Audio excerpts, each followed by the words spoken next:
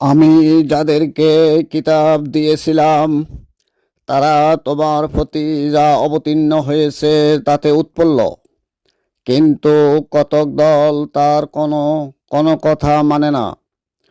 বলো, আমি আল্লাহর ইবাদত করার জন্য এবং তার সাথে কোনো কিছু শরিক না করার জন্য নির্দেশপ্রাপ্ত হয়েছি। আমি তার দিকেই আহ্বান জানাই, আর আমার প্রত্যাবর্তন তার দিকেই। এভাবেই আমি একে বিধান রূপে নাজিল করেছি আরবি ভাষায়। তোমার কাছে জ্ঞান আসার পরও তুমি যদি তাদের খায়েশের অনুসরণ করো, তবে আল্লাহর মোকাবেলায় তোমার কোনো অভিভাবক থাকবে না, থাকবে না কোনো রক্ষাকারী। সূরা রাদ 36 এবং 37 নম্বর আয়াত। আলহামদুলিল্লাহ, দিনের শুরুতে আল্লাহ আমাদের সবাইকে কোরআনের এই মূল্যবান আয়াতটি শেয়ার করার তৌফিক দান করুক। আমিন। আল্লাহ হাফেজ।